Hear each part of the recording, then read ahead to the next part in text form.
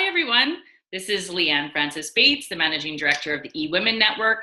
I am coming to you today live with Kindy Gill.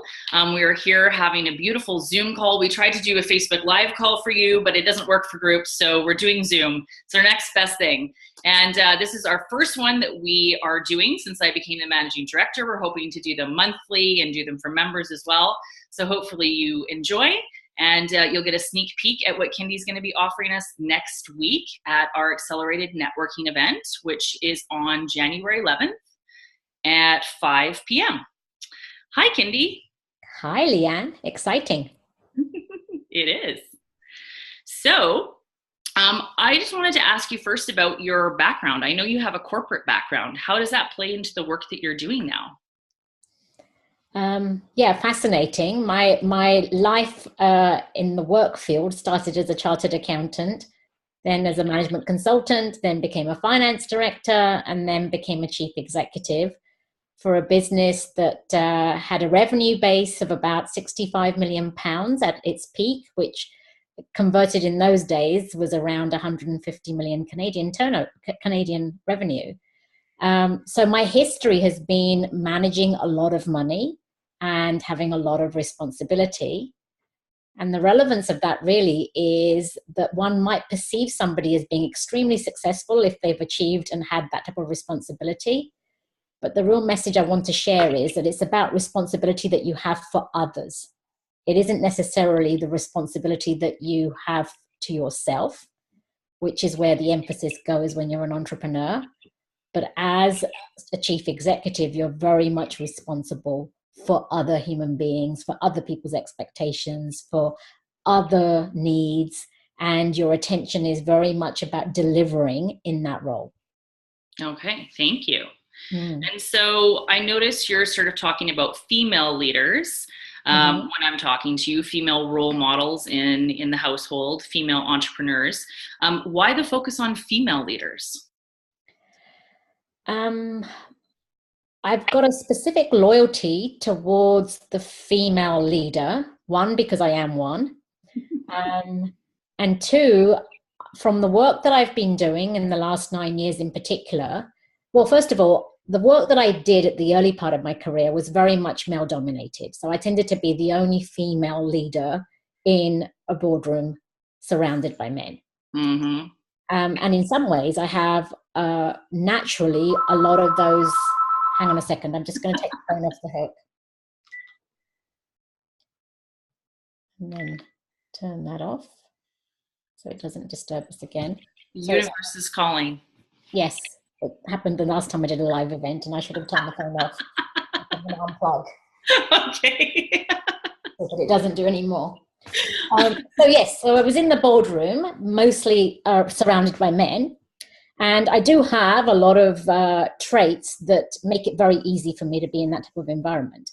But what I've noticed is that females in particular have a certain type of processing going on where their ability to self-sabotage is that much greater than a man's ability to sabotage. And yet, because they are the chosen vehicle to bring new life into this planet, they really affect the quality of somebody's psyche that's going to be our future generations. So I particularly enjoy working with female leaders with a hope of being able to show them how to guide the next generation, which is both man and woman, so that some of the foibles that women tend to carry are not there in the same way. And some of the defense mechanisms that men use because of the way that they've been raised don't have to happen either. Oh, so that brings two questions to mind. One is, I can see now where this is moving into your lead in for your topic, which is evolving beyond your beliefs next week. And also, I kind of want to know what these pitfalls are for female entrepreneurs, or these ways that you see female entrepreneurs sabotaging themselves and how those sort of tie in.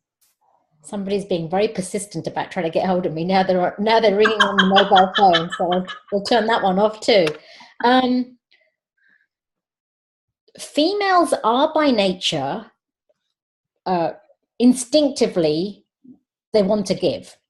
Mm-hmm. And they have to give because life force is created through them, and then their offspring has to be nurtured by them. So we have been trained almost systematically to put others ahead of ourselves. And we've seen that generationally. Oh, for sure. And because we've seen that, it becomes a very, very, it's like a primary driver in our patterns that we have to then undo. Because along with taking responsibility for other people, we then carry a lot of guilt when we're not there and available for others 100%. And when we have to then deal with what is right for us and take responsibility for us as individuals, it is either on the bottom of the list, or then we feel guilty at even having an aspiration or a vision that needs to be fulfilled through us. So we're a very strange species, just by nature of the fact that we are life givers. Yes. And we are responsible for the next generation that comes in. And so that is the root of why there is a lot of untanglement that needs to happen for females. Right. And so that will help them with their business. And I'm guessing that would also help the next generation at home. You know, if the female role model in the family actually moves through those blocks, if you will, then they're not going to be modeling it for their children either.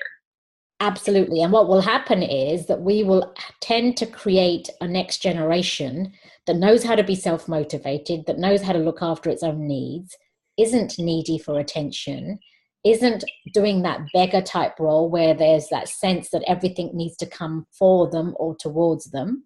Yeah. We will help to break a lot of those chains early on. Right. If we know how to manage our own nature and our own beliefs and our own conditionings. And females have been conditioned very, very, very strongly because it's a male-dominated world. Yeah.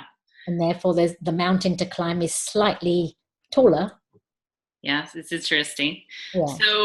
So, what is your understanding then? Can we go a little bit more into what those limiting blocks or limiting beliefs might be, and sort of how that affects manifestation and our understanding of manifestation? Well, there are many things that affect how we manifest. And at the end of the day, our outside world, moment to moment, is just a reflection of our inner state. So if we have a buoyant business, then that's a reflection of our inner recognition around certain topics. So when I was running my large business in England, one might argue that a lot of my beliefs were already figured out, and because I would be perceived as being successful. But there's lots of hidden things that people don't understand.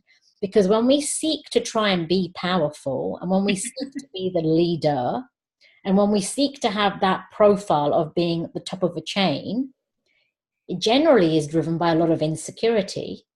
For sure. That a person is hiding away from and isn't wanting to address. And when a person is happy to be a nobody, to be under the radar, chipping away at whatever needs to happen, there's a lot of security in that person because they don't need the outside recognition or the outside validation to feel good about themselves. Yeah. So the world is structured back to front, and we give a lot of reverence to insecure people, and we discard a lot of secure people because they just look too ordinary. So that's the first thing that needs to be said there. But in terms of the beliefs that then drive our sabotage, it comes from this topsy-turvy way in the way the world is structured, or the big game, the idea of what success is. So females typically will not be earning anything for what they will do very, very easily. Their unconditional giving, their unconditional love, typically they won't earn anything for that. Whereas a man from day one will go out into the marketplace and bring a paycheck home. And because our society is driven by the freedom that comes out of having money, we inadvertently associate money with the value of freedom, and that's not the truth. No. Freedom actually is the freedom to be who you are. Mm-hmm. to Yes. wholeheartedly embrace every aspect of who you are and be incredibly proud of who you are. It has nothing to do with money. Yes. But our society is designed that way. So a lot of the beliefs that we hold are driven by our topsy-turvy society. And so women tend to have a very, very big imprint that where they question their own worth. Yeah. Because they're usually not money makers. Mm. And so self-worth also gets linked in with the idea that the more money I make, the more valuable I am. And that's not true either, because it's just another game in society that's been created that's topsy-turvy. So female entrepreneurs, female leaders, females per se tend to have that pitfall of questioning their own self-worth. And that's what needs to be unraveled. So then, if I understand you right, they're sort of operating from a place of higher insecurity because they don't feel as valuable right at the onset of Yes.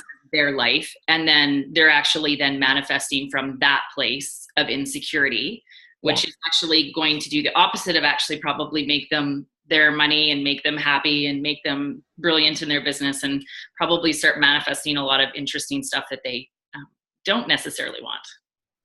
They're going to manifest based on their beliefs, and they came in as women because they had those beliefs. Right. So it goes back even further. Oh yeah. Well, we can have a whole big discussion. That's right. So it goes back even further. So the reality is they have certain beliefs about their value and their worth, and then that is manifested in the way that society meets them.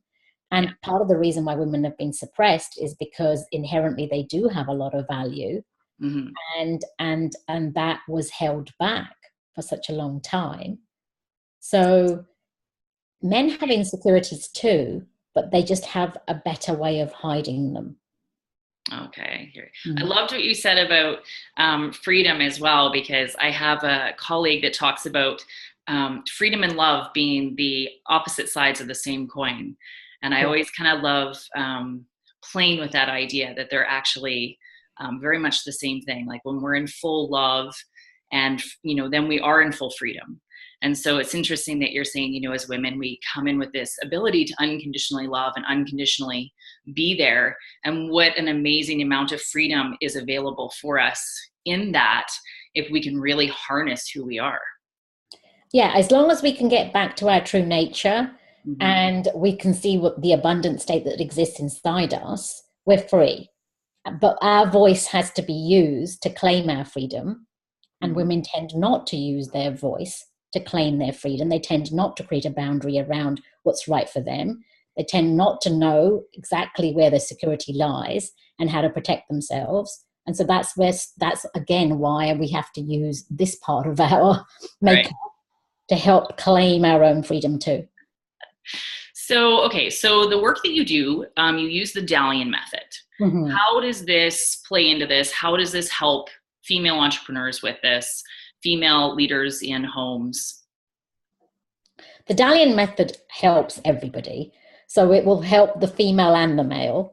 And even though my attention is very much on female leaders, it's about helping them to empower others, which includes the next generation, which is every sex. So just want to clear that up first. So the Dalian Method is extremely powerful because it's been created by an extremely pure and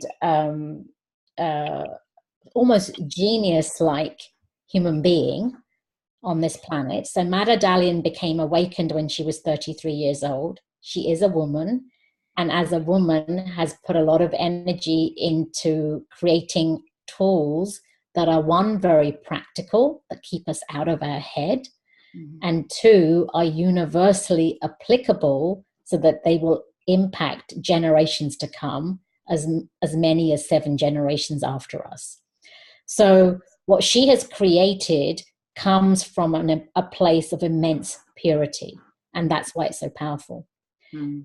And the way that the method works is effectively what it's doing is just chipping away at any conditioning or any programming or any belief that anybody has that questions their own magnificence.